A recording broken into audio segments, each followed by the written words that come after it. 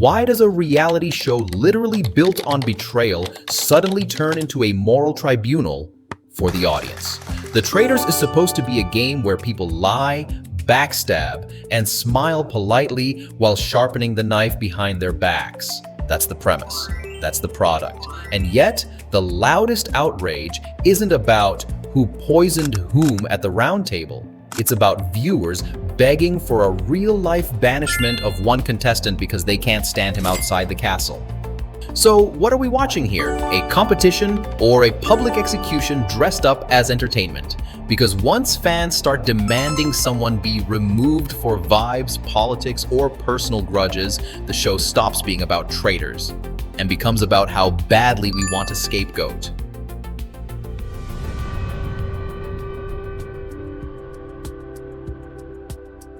The Traitors isn't subtle about what it is. It's a glossy, weaponized dinner party staged in a Scottish castle, hosted with theatrical relish by Alan Cumming, where the whole point is deception.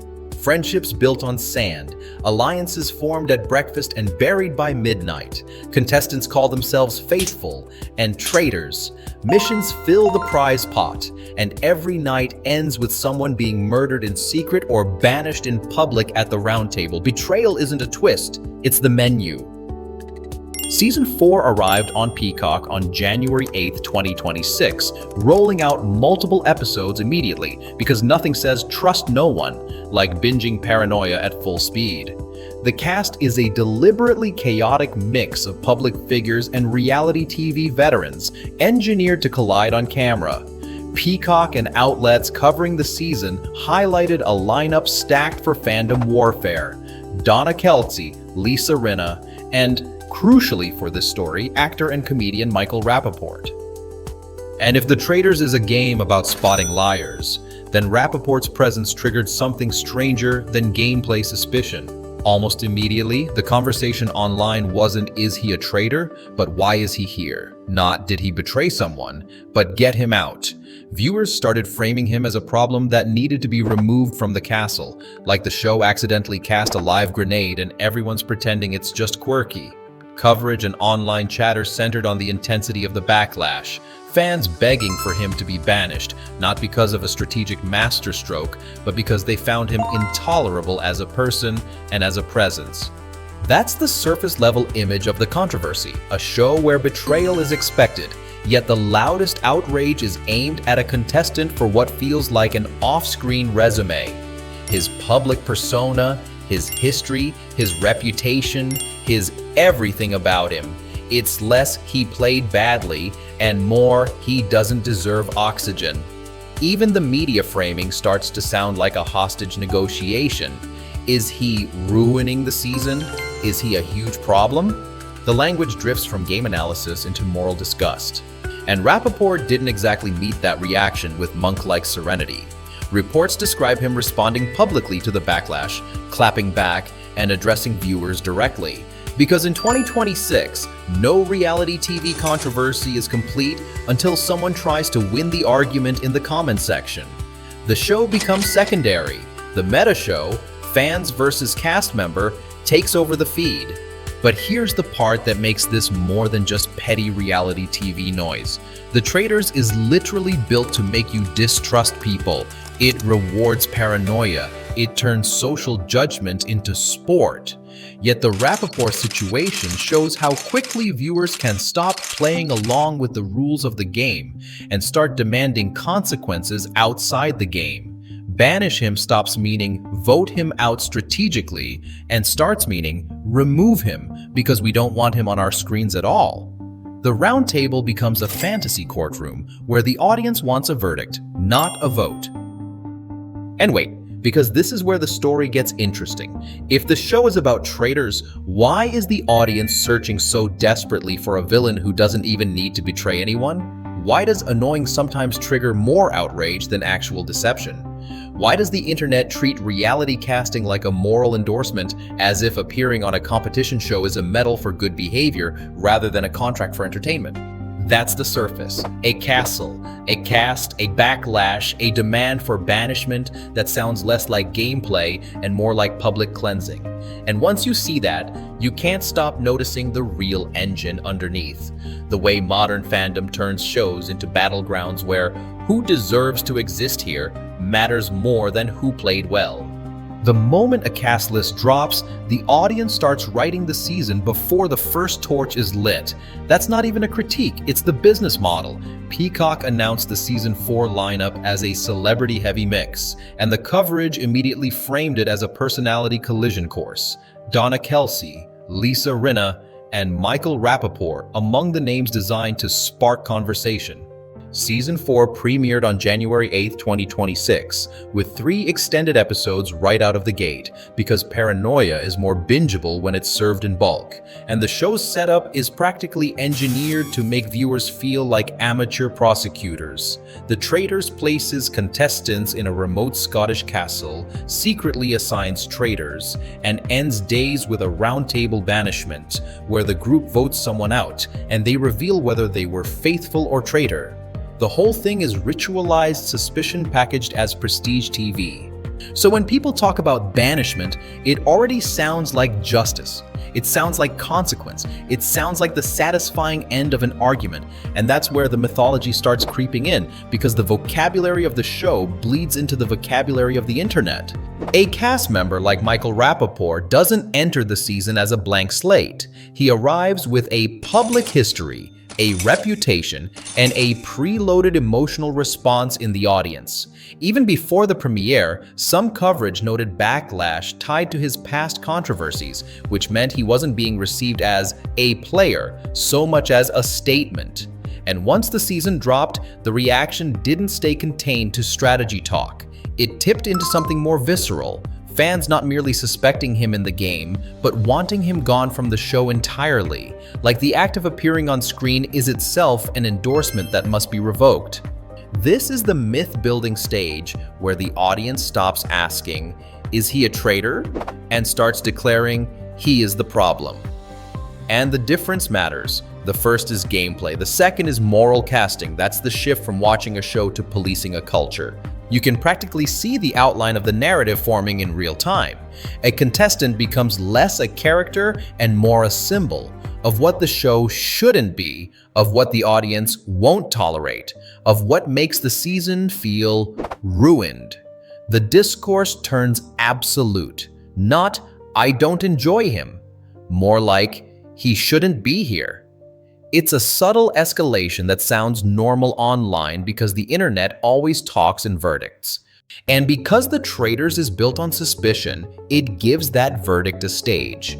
When viewers say banish him, they're borrowing the show's mechanics and aiming them at the real world. They're not discussing moves, they're describing cleansing. And the moral satisfaction is the same. Remove the contaminant, restore order, feel good again. But wait. This is where it gets even more revealing, because the Traitors isn't shy about casting big personalities. Peacock's own coverage leans into the idea that these are public figures with strong identities and reputations. The show wants friction. It wants you to argue about people. It wants you to have favorites and enemies by episode 1. It's a social experiment dressed as campy prestige. If nobody triggers anyone, there's no electricity. Oh.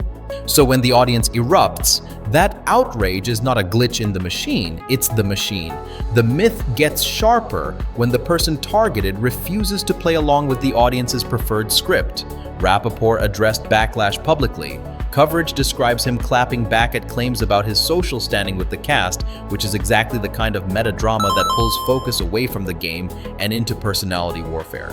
Now, you're not just watching Traitors, you're watching the second show that forms around it, cast member versus crowd, with the algorithm as judge and jury. And once that second show begins, the original premise almost doesn't matter. The Traitors could be set on the moon. The missions could involve stealing diamonds from a dragon. The discourse would still circle the same drain. Why did they cast him? Why is he still there? How do we get him out? Because the story has become about ownership. Viewers don't just consume the season, they feel entitled to curate it. This is where fandom logic turns into something that looks like morality but behaves like control. If a contestant is disliked for out-of-show reasons, the demand isn't merely criticize him, it becomes erase him. And that demand carries a disguised assumption that entertainment must also be an ethical mirror, and that casting is a moral certification. If the show includes someone objectionable, the show must be endorsing objectionability. But reality TV has never been a church, it's a zoo with better lighting. And the deeper irony is that the Traitors openly rewards deception. The game is literally about lying and manipulating. Yet the most intense reaction is not about dishonesty inside the castle. It's about whether a person deserves to be on your screen at all. Not he played dirty, but he exists wrong. That's why this controversy is such a perfect satirical subject. A show about betrayal becomes the stage for real-life purification fantasies. Here's the detail that makes it almost too perfect. Banishment in the Traitors is supposed to be a strategic act under uncertainty. Players vote, the banished reveals their affiliation, and the group adjusts. It's messy by design. But online, banish him becomes a desire for certainty. It's not strategy, it's catharsis. It's the audience trying to end discomfort by removing the person who triggers it. And once you recognize that, you start seeing the larger pattern, the way internet culture turns entertainment into a moral sorting machine. The show hands you a vocabulary of suspicion: faithful, traitor, banish, and the crowd uses it to label people in real life. The game becomes a template for ideology. A castle becomes a courtroom, and the Roundtable stops being part of the plot and becomes a fantasy of control. But here's the part that should really make you sit up. If the Traitors is the setting, then who is actually learning how to betray whom? Because the show is about players lying to each other. But the metagame is about platforms, producers, and audiences learning how to weaponize disgust, turn it into engagement, and call it principles. And that's where the next layer begins. The ugly truth is that none of this outrage is an accident. The Traitors is built like a pressure cooker, yes, but it's also built like a billboard. Peacock knows exactly what kind of show this is. An Emmy-winning murder mystery reality competition hosted by Alan Cumming, staged at a Scottish castle, where paranoia is the point and banishment is the climax of every social feud. The format repeats like ritual. Missions to build the prize pot, a roundtable vote to banish someone, then a secret murder overnight. Suspicion becomes entertainment by design. Season 4 didn't just premiere on January 8, 2026. It launched with 3 extended episodes in one night, basically a dopamine dump of betrayal, because the fastest way to lock people in is to make them feel like they can't leave the room until the next accusation drops. And casting? Casting is not about fairness. Casting is about friction. That's why the lineup is an eclectic collision of public figures and reality veterans, names like Donna Kelsey and Lisa Rinna that come with built-in fandom energy, built-in opinions, built-in baggage. Now here's the twist. In a show about traitors, the most valuable contestant isn't always the best liar. Sometimes it's the person who makes the audience feel something hot enough to type with. Because outrage is a retention tool, a hated cast member is a weekly cliffhanger with a pulse. Viewers don't just tune in to see who gets murdered, they tune in to see if their personal enemy gets banished. And when that happens, the audience gets the same satisfaction they'd get from a courtroom verdict. Not because the game demanded it, but because their feelings did. Michael Rappaport's presence shows how quickly this becomes a metagame. Reports and coverage describe backlash flaring up around his casting, with social media calling him out over past controversies and political views, and people essentially begging for him to be immediately banished from Cumming's castle. The point isn't whether every accusation online is argued responsibly. The point is that the show becomes a moral arena the second a contestant arrives with a preloaded reputation. The audience stops asking, "Is he a traitor?" and starts asking, "Why did you put him on my screen?" And that's not gameplay. That's an ownership dispute. But wait, because it gets even more profitable when the hated person responds. Rappaport publicly clapped back at the fan reaction addressing Traitor Nation and leaning into the attention, which is exactly how the second show gets born. The show about the show, where the cast fights the comment section, and the comment section fights back like it's storming a castle made of quote tweets. This is the hidden motive behind the entire ecosystem. Controversy doesn't just happen around reality TV. Controversy extends reality TV. It becomes the bonus episode that runs all week. And because the show's own language is so moral-coded, faithful, traitors, murder, banish, the audience doesn't have to invent a vocabulary for punishment. The show hands it to them like a sharpened utensil. Banish him stops meaning vote him out strategically and starts meaning remove him from the platform of visibility, which is a very different kind of sentence. The Roundtable becomes a fantasy of control. If enough people demand it, surely production will comply. Surely the universe will correct itself. Surely entertainment will behave like a court of law. Here's the darker layer. Platforms reward that fantasy. Algorithms love intensity. A calm, nuanced take is a light drizzle. Outrage is a thunderstorm you can monetize, so the discourse around a polarizing contestant becomes self-feeding. People post about how much they hate him, other people respond to how much they hate the hating, and suddenly the hated person is the gravitational center of the season. Not because he played the best game, but because he played the best role, the human magnet for attention. And that's the reason the real-life banishment demand feels so loud. It's not just fandom being dramatic, it's the system working as intended. A streaming schedule built to keep you coming back, a format designed to make you judge, and a casting choice that turns moral disgust into a weekly appointment. Because the secret traitor twist, the murders, the banishments, all of it is the plot. But the audience's need to purge someone they already dislike, that's the engine humming underneath. And once that engine is running, the show doesn't even need betrayal to feel like betrayal. It just needs a target. At this point, it stops being about the traitors and starts being about us, about what we've turned entertainment into and what entertainment has turned us into. Because if you step back, the Rappaport reaction isn't just fans being dramatic. It's a symptom of a larger cultural habit, turning every piece of media into a moral sorting exercise. Not did this storyline work, but is this person allowed to exist in the story at all? Not was this good television, but does this align with my identity, my politics, my tribe, my sense of righteousness? And the thing is, that habit feels virtuous. That's why it spreads. It lets people experience disgust as a form of moral clarity. It turns personal taste into ethical conviction. If you don't like someone, you don't just say, they annoy me. You elevate it. They're harmful.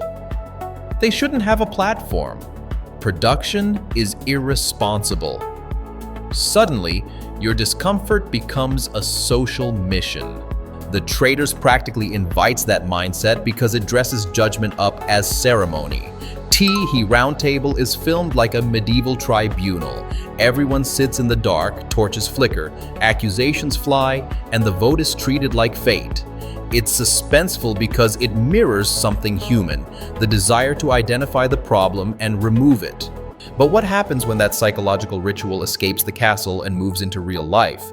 Then Banish stops being a game mechanic and becomes a worldview. The internet becomes one endless roundtable. Clips circulate, people make verdicts off headlines, and the public sphere turns into a constant audition for moral approval. You're either faithful or traitor. You're either safe or contaminated. And nuance becomes the first body in the river. That's why a contestant can be convicted before they even do anything inside the game. Because the audience isn't watching for strategy anymore. They're watching for confirmation. They're watching to see if their pre-existing hatred will be validated by the show's official punishment. Banishment. The game becomes a delivery service for catharsis. And when that catharsis doesn't arrive quickly enough, the audience gets impatient. They take it personally. They flood social media. Hey, demand the producers fix it. As if casting were a moral endorsement and screens were a public trust. As if a reality show is obligated to feel emotionally comfortable, not narratively compelling. Here's the deeper irony. The Traitors is, on paper, a satire of paranoia. It should reveal how easily people turn on each other when fear and suspicion are incentivized.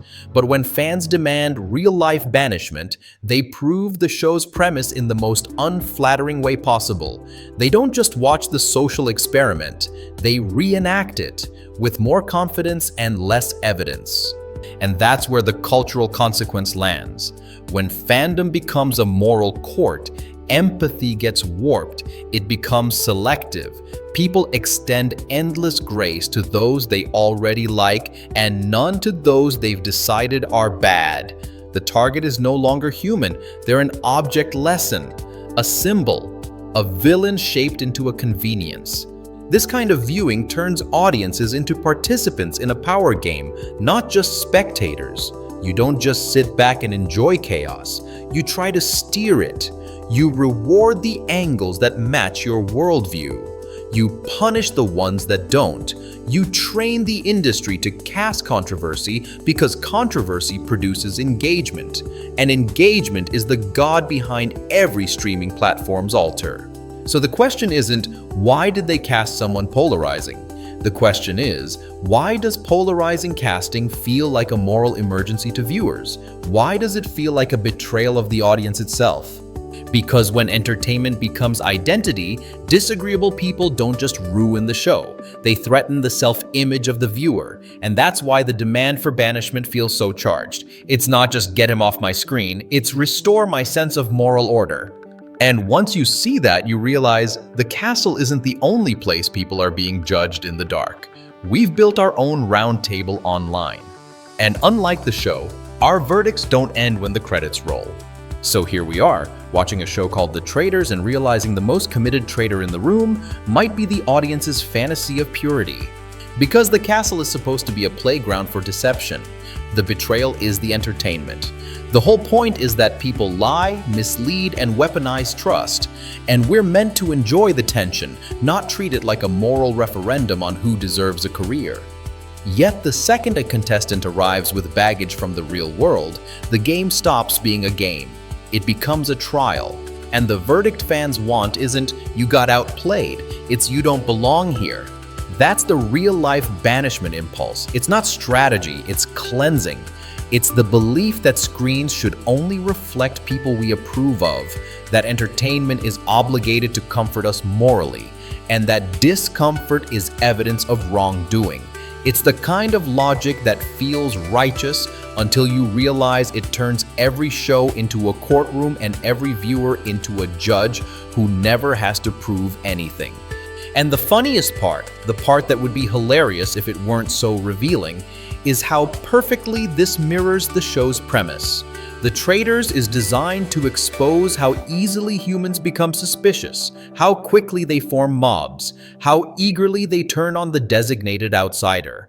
Fans demanding a real-life banishment aren't contradicting the show, they're demonstrating it. So maybe the real question isn't why Peacock casts polarizing people. Maybe it's why we keep begging for the roundtable to spill into real life. Why we confuse "I dislike him" with "he must be removed." Why we treat entertainment like a purity test and call it accountability. Because if you keep demanding that every cast member be morally spotless, you don't get better television. You get sterile television. And if you keep treating every disliked person as an existential threat, you don't build a kinder culture. You build a culture addicted to punishment. In the end, the Traitors didn't teach us anything new about betrayal. It just gave us a prettier set, better lighting, and a vocabulary we were already desperate to use. And here's the punchline you can't unhear. The show is about traitors, but the real betrayal is how quickly we'll trade curiosity for condemnation and call it virtue.